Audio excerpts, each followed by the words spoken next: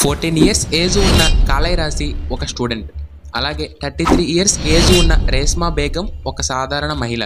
వీళ్ళిద్దరిలో common point ఏంటో తెలుసా? వీళ్ళిద్దరూ రీసెంట్గానే చనిపోయారు. ఎందువల్ల తెలుసా? Junk food. According to the global food policy report 2024, అప్రాక్సిమేట్గా మన ఇండియాలో 38% పీపుల్ ప్రతిరోజు ఈ జంక్ ఫుడ్స్ని తింటున్నారు. ఏ వారంకో నెలకో ఒకసారి కాదు, ప్రతిరోజు తింటున్నారు. అలాగే మన ఇండియాలో దాదాపుగా 16.6% పీపుల్ మాల్ న్యూట్రిషన్తో బాధపడుతున్నారు. సో దీని అన్నిటికీ కారణం మన అలవాట్లే. ఇప్పుడు సడన్గా మన అలవాట్లు మానుకోవాలంటే ఎవ్వరం మానుకోలేం. అదే మన డైజెస్టివ్ సిస్టమ్ ఎలా వర్క్ చేస్తుందో దాని గురించి తెలుసుకొని, అలాగే జంక్ ఫుడ్ తినేటప్పుడు మన డైజెస్టివ్ సిస్టమ్ ఎంత ఒత్తిడిని భరిస్తుందో వాటి గురించి మనకు తెలిస్తే అప్పుడైనా మన అలవాట్లు మానుకునే ఛాన్స్ ఉంటుంది. అందుచేతనే మనం ఈ వీడియోలో మన జీర్ణ వ్యవస్థ యొక్క నిర్మాణం అలాగే దాని యొక్క పనితీరును తెలుసుకుందాం. అయితే మన బాడీలో సంక్లిష్టమైన చర్యల్లో ఈ జీర్ణ వ్యవస్థ కూడా ఒకటి. దీని గురించి ఒక వీడియోలో తెలుసుకోవడం అంత సాధ్యం కాదు. దీనికి కంటిన్యూషన్ పార్ట్ 2లో మన జీర్ణ వ్యవస్థ ఎలాంటి ఆహారాన్ని తింటే మెరుగ్గా పనిచేస్తుందో, అలాగే ఎక్కువ రోజులు ఆరోగ్యంగా ఉండాలంటే ఎలాంటి ఆహారాలు తీసుకోవాలో తెలుసుకుందాం. సో ఎవరైనా ఇంకా మన ఛానల్ని సబ్స్క్రైబ్ చేయకుండా చూస్తున్నట్టయితే దయచేసి సబ్స్క్రైబ్ చేసుకొని చూడండి.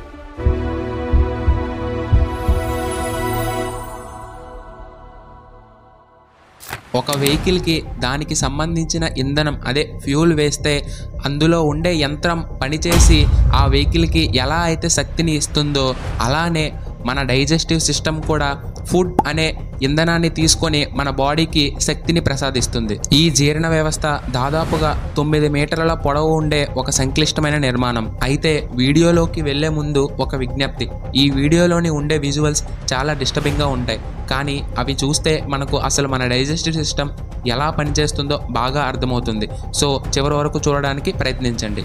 సరే, మన జీర్ణ వ్యవస్థ నోటి నుండి మొదలై ఆహారనాళం, కాలేయం, క్లోమం, గాల్ బ్లాడర్, చిన్న ప్రేగు, పెద్ద ప్రేగు, రెక్టం అనే 9 భాగాలు ఒకదానితో ఒకటి కలిసి ఉండే ఒక సంక్లిష్టమైన పొడవైన మార్గం. అయితే మనం తినే ఫుడ్ ఐటమ్స్లో కార్బోహైడ్రేట్స్, ప్రోటీన్స్, విటమిన్స్, మినరల్స్ ఇలాంటివి ఎన్నో పోషకాలు ఉంటాయి, కానీ మన బాడీ వీటిని డైరెక్ట్గా తీసుకోలేదు. సో వీటిని సింపుల్ పార్టికల్స్గా మార్చి తీసుకుంటుంది. ఈ జీర్ణ వ్యవస్థ ఫస్ట్ మౌత్ నుంచి స్టార్ట్ అవుతుంది. మనం ఆహారాన్ని కేవలం తినడమే కాదు, చూసినా, వాసన పీల్చినా, మనకు ఇష్టమైన ఆహారం గురించి ఆలోచించినా సరే మన మైండ్ లాలాజలం గ్రంథులను యాక్టివేట్ చేసి సిగ్నల్స్ పంపుతుంది. దీనివల్ల నోటిలో సలైవా అంటే లాలాజలం రిలీజ్ అవుతుంది. ఈ సలైవాలో ఎమైలేజ్ అనే ఎంజైమ్లు ఉంటాయి. దీనినే కొన్నిసార్లు టయాలిన్ అని కూడా పిలుస్తారు. ఇవి ఏం చేస్తాయంటే మనం తినే ఫుడ్లో కార్బోహైడ్రేట్స్ కనుక ఉంటే వాటిని చిన్న చిన్న షుగర్స్గా లేదా పిండి పదార్థాలుగా మారుస్తుంది. దీనినే మాల్టోజ్ అని అంటారు. ఈ జీర్ణ వ్యవస్థ నిర్మాణంలో అత్యంత కీలకమైన మరియు మన చేతుల్లో ఉండే పని ఇది ఒక్కటే. ఈ ఆహారం నమలడం అనేది చాలా ముఖ్యమైన పని, కానీ ఈ రోజుల్లో చాలా మంది మొబైల్స్ వాడుతున్నో లేదా టీవీ చూస్తున్నో లేదా వేరే ఫ్రెండ్స్తో మాట్లాడుతున్నో నమలకుండా మింగేస్తున్నారు. నోరు చేసే తప్పు వల్ల ఊరు అంతమవుతుందనే సామెత మీరు వినే ఉంటారు కదా. అలానే ఇక్కడ కూడా ఒక్క నోరు తప్పు చేయడం వల్ల పూర్తి జీర్ణ వ్యవస్థ చాలా ఇబ్బందులు పడుతుంది. సరే, ఇప్పుడు బాగా నమిలితే తయారైన ఫుడ్ని బోలస్ అని అంటారు. అయితే ఇక్కడ ఒక సంక్లిష్టమైన నిర్మాణం ఉంటుంది. ఇక్కడ కనిపిస్తున్నది గొంతులో ఉండే నిర్మాణం. ఇక్కడ చూస్తే మనం గాలి పీల్చినప్పుడు ఈ విధంగా ముక్కులో నుండి ఊపిరితిత్తుల్లోకి ప్రయాణిస్తుంది, కానీ మనం తిన్న ఆహారం మాత్రం ఈ విధంగా వెళ్తుంది. ఇక్కడ గమనిస్తే మనం తిన్న ఫుడ్ లంగ్స్ లోకి వెళ్లే ప్రమాదం ఉంటుంది. అయితే ఇక్కడ ఎపిగ్లోటిస్ అనే ఒక కవాటం ఉంటుంది. ఇది నార్మల్ టైంలో పైకి ఉంటుంది, కానీ మనం ఎప్పుడైతే ఆహారం లేదా ఏదైనా సరే మింగుతామో అప్పుడు ఈ గాలి గొట్టాన్ని మూసివేస్తుంది. దీనివల్ల ఫుడ్ ఊపిరితిత్తుల్లోకి వెళ్లకుండా ఆపుతుంది.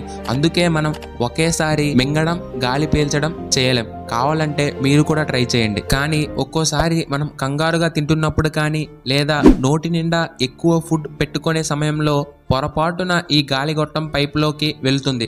ఆ సమయంలో పొలమారడం జరుగుతుంది. అంటే ఒక దగ్గులాగా వచ్చి ఆ పదార్థం బయటకు విసిరివేయబడుతుంది. ఇలా జరిగినప్పుడు మన ఛాతీ దగ్గర చాలా మంటగా అనిపిస్తుంది. సో ఇప్పటి నుంచైనా తినేటప్పుడు కంగారుగా తినకుండా నెమ్మదిగా తినడానికి ప్రయత్నించండి. సరే, దీని తర్వాత మనం మింగిన ఆహారం అనేది 25 సెంటీమీటర్ల పొడవు ఉండే ఈసోఫాగస్ అనబడే ఒక ఆహార నాళం ద్వారా మెల్లగా కిందకు దిగుతుంది.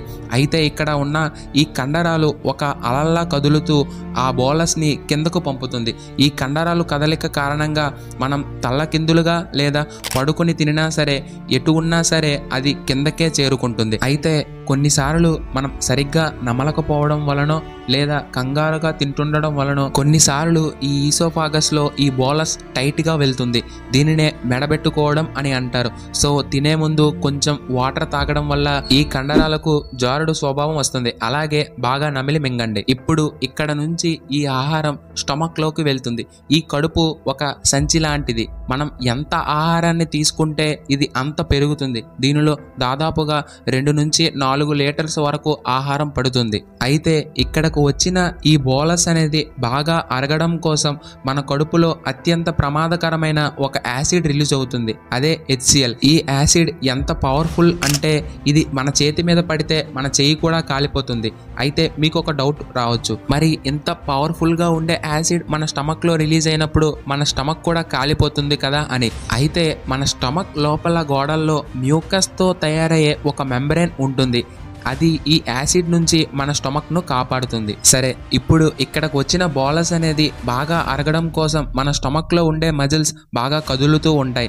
దీనివల్ల ఈ బోలస్ యాసిడ్తో బాగా మిక్స్ అవుతుంది.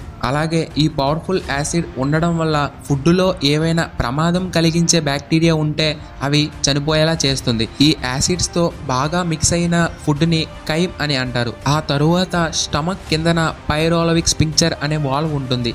ఇది 20 సెకండ్స్కి ఒక్కసారి ఈ కైమ్ని డియోడినంలోకి పంపుతుంది. అలా ఈ స్టమక్ లో ఉన్న ఆహారం ఖాళీ అవ్వటానికి 3 నుంచి 5 గంటలు పడుతుంది. సో ఇక్కడ వరకు చెప్పుకున్నది కేవలం ఇంటేక్ స్టేజ్ ఇంకా డైజెస్టివ్ ప్రాసెసింగ్ లో సగభాగం. ఇంకో సగభాగం నెక్స్ట్ వీడియోలో వీటి గురించి పూర్తిగా తెలుసుకొని అసలు మన డైజెస్టివ్ సిస్టమ్ మెరుగ్గా ఉండాలంటే ఏ ఆహారాన్ని తీసుకోవాలో తెలుసుకుందాం. సో మా నుంచి వచ్చే అప్డేట్స్ మిస్ అవ్వకుండా ఉండడం కోసం మా ఛానల్ని ఇప్పుడే సబ్స్క్రైబ్ చేసుకోండి.